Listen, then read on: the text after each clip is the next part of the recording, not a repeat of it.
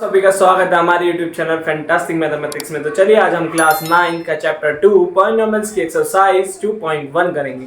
तो 2.1 के question number first में हमसे क्या कहा है, उसने कहा है which of the following expressions are polynomial in one variable and which are not, state reason for your answer.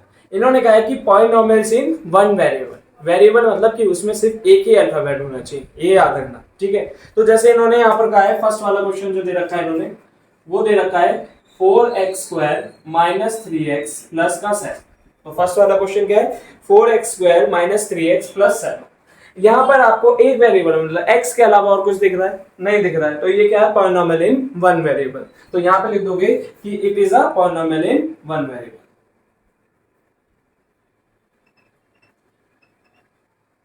In one variable. क्यों? क्योंकि इसमें x के अलावा और कुछ दिख ही नहीं रहा है, ठीक है, इन वन वेरिएबल, ठीक है। फिर आपको दूसरा वाला दे रखा है, दूसरा वाला क्या है, y² प्लस √2, ठीक है। अब यहां पर देखो क्वेश्चन में क्या होता है, पहले तो आपको ये पहचानना है कि ये पॉलिनोमियल है या नहीं।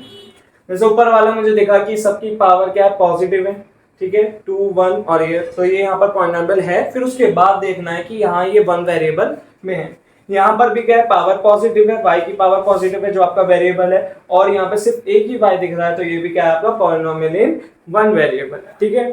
फिर उसके बाद जो आपका थर्ड वाला है, थर्ड वाले में आपको दे रखा है 3√t प्लस आपका t√2।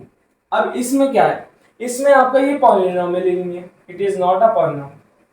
यहाँ पर ये आपका पॉलिनोमियल क्यों नहीं है, क्योंकि यहाँ पे जो आपको y की पावर दिख रही है वो क्या है, आपकी 1/2, मतलब जो सॉरी t की जो पावर है वो क्या है, 1/2, मतलब ये जो रूट है उसको हम लिख सकते हैं 1/2, और यहाँ पे आ गया t और ये हो गया 2।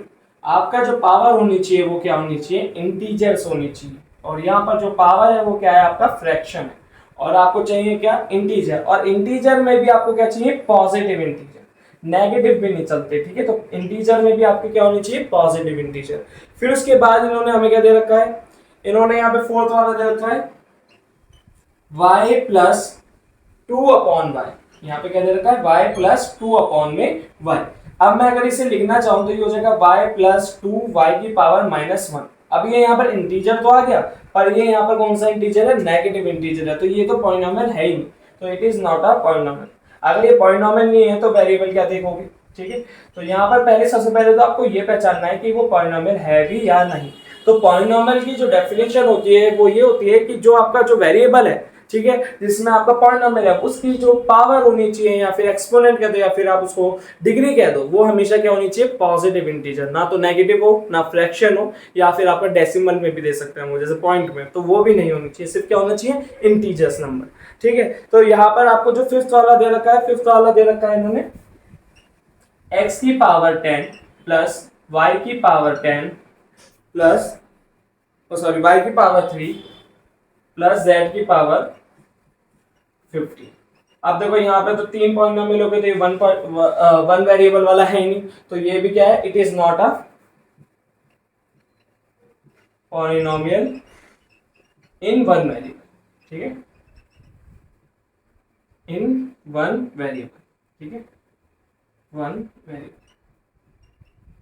ठीक है। ये ऊपर वाला पॉलिनोमियल तो है पर वन वेरिएबल वाला नहीं है। इसमें कितने वेरिएबल है, 3। पॉलिनोमियल क्यों है, क्योंकि यहाँ पे सारी पावर जो है वो किसमें, इंटीजर्स में।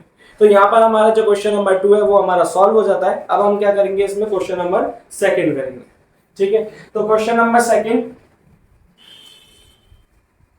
में इन्होंने हमें दे रखा है कि आपको इसमें कोएफिशिएंट ऑफ x² बताना है, ठीक है।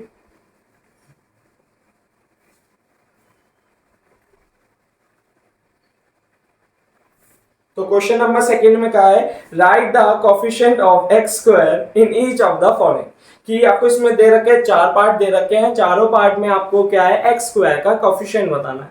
कोएफिशिएंट मतलब कि जो x² से क्या हो रहा हो, मल्टीप्लाई हो रहा हो, ठीक है। तो यहाँ पर मुझे दे रखा है फर्स्ट पार्ट में 2 प्लस x² प्लस x, क्या दे रखा है, 2 प्लस x² प्लस x। अब यहाँ पर जो आपका x² का कोएफिशिएंट है, मतलब जो x² से आपका मल्टीप्लाई हो रहा है, वो क्या है, यहाँ पर मेरे को दिख रहा है, यहाँ पर कुछ नहीं है, तो इसको मैं क्या मानूंगा, 1। ठीक है, 1 मानूंगा, मतलब 2 प्लस 1x² प्लस x, ठीक है, ये आपका क्या हो गया, x² से क्या मल्टीप्लाई हो रहा है, 1। ये जो 1 है यही आपका क्या है, कोफिशिएंट ऑफ x²। तो ये क्या है आपका यहाँ पर, coefficient of x² is equals to 1, ठीक है, फर्स्ट पार्ट में ये। फिर सेकंड में क्या दे रखा है आपको, सेकंड में आपको दे रखा है 2 माइनस x² फिर प्लस x³, ठीक है। अब यहाँ पर जो आपका कोफिशिएंट है वो क्या है, कोफिशिएंट आपका जो यहाँ पर है वो है आपका -1, क्या है, -1। अब यहाँ पे फर्क समझता है कि ऊपर वाले में हमने +1 क्यों लिया और नीचे वाले में हमने -1 क्यों लिया।